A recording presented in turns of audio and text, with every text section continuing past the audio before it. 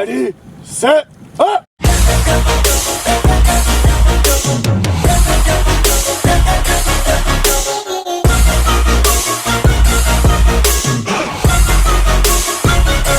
So we have Masters practice Tuesday, Thursday, 5 to 7 p.m. And then on Saturday mornings, we have it from 8 to 10 a.m. So that's what I was doing this morning. I had a little coaching to do. And then after that, I didn't do any type of workouts today or anything like that, since yesterday was a pretty hard push with 2 sessions. And it was like 26 mile per hour gusts. So I just had the Masters on the erg doing technique and then doing circuits, like pushing abs, legs, chest, back, and then getting on the erg, doing some just technique with a mirror in front so they can see what their technique looks like. And then after that, I just came back and cooked some breakfast, hopped in the sauna for like 15 minutes at 130 degrees. I think it was 120, 130 degrees. And now I'm just cleaning up my room. I've got a whole bunch of laundry to do, but not really much going on today. I'm going up to Dahlonega later to Montaluce. It's a winery up there. And I'm going up there with my family and grandparents to celebrate my birthday and all that fun stuff. But if you're wondering what my closet looks like, this is what it looks like. Try to keep it nice and neat. But other than that, not much going on today. Just pretty casual Saturday. With the weather this week and it raining and not getting to paddle too much on the water, we'll go on the water if it's raining, but if it's over 20 mile per hour, really 15 mile per hour winds and 25 mile per hour gusts with rain, no way we're going out. So it's just kind of pointless. But it's not like, it's not like we won't go in the rain. If it's flat and it's not storming, like it's been storming with lightning and whatnot, that's another reason for us not going on the water. It's a club policy. We can't go in the water for 30 minutes if there's lightning within 10 miles of the course. But just a little drizzle of rain, some good conditions, flat water, no storms, for sure we're going to go out. Now if it's under 30 degrees and raining, or under really under 40 degrees and raining, it's questionable if we'll go out. I mean, there's really no sense in going out and in that weather. You can get sick. You can just push in the gym or you're on the erg, get some land training in.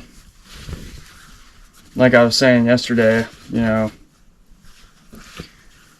long as you're okay with, as long as you can understand what you're doing off the water is to benefit your on-water training.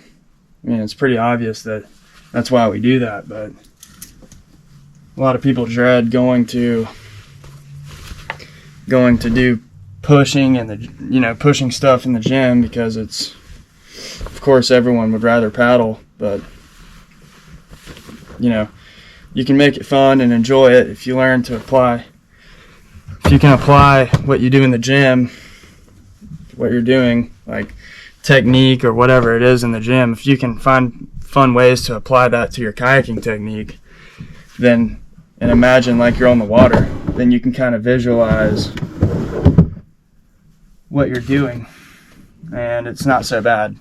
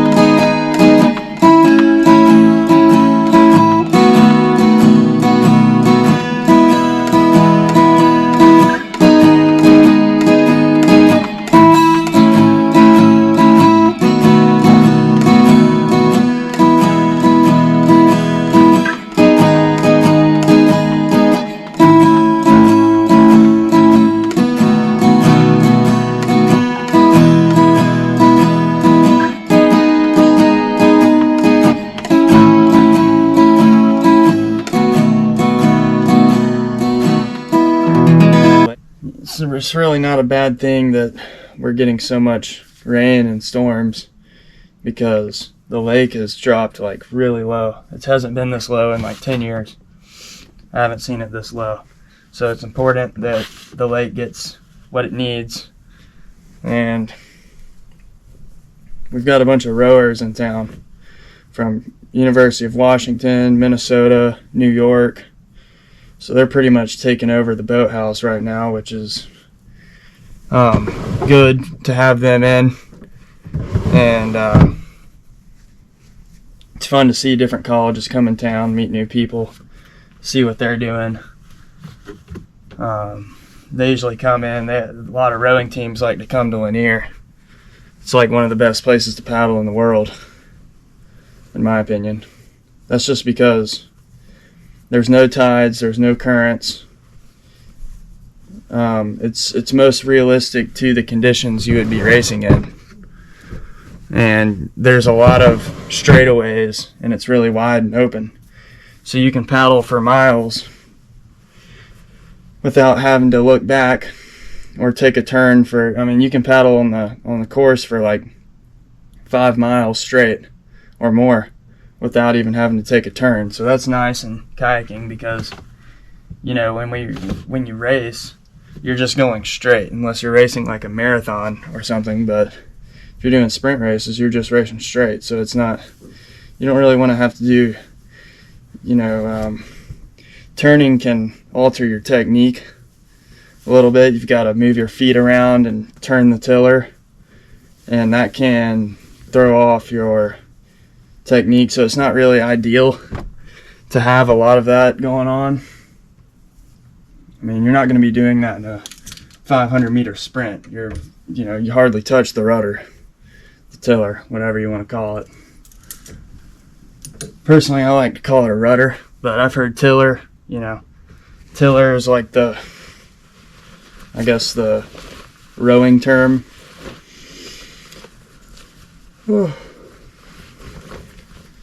I just recently watched the Boys in the Boat movie twice. My grandparents have sent me the book this past year, and I've heard of the book for years. I just wasn't really too into reading like I am now. I enjoy reading books more now than I did before, but like, it's mostly, you know, non-fictional books, like real story books. I'm not too into the fiction type novels. Past few books I've read, one was Oscar Chalupsky's book, and then I read Matthew McConaughey's book, Green Lights. That was fantastic. You know, it's kind of like a background of his life. Pretty cool shirt right here. You know, it's kind of goes back to him growing up, more about his adventures and how it relates to how he prepared to be an actor in his movies. Pretty sweet. And then I read Boys in the Boat, and then I watched the movie twice, but I'd just gotten it this past year from my grandparents, and I ended up reading it, and then the next week later they said they were coming out with the movie. So that was pretty cool timing. So as soon as I finished it, I was excited to watch the movie. It wasn't near as good as the book, but that's usually how it goes, you know. Movies aren't as good as the books.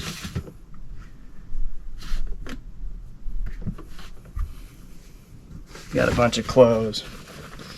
Just got rid of like 6 trash bags full of clothes, and I still have this much.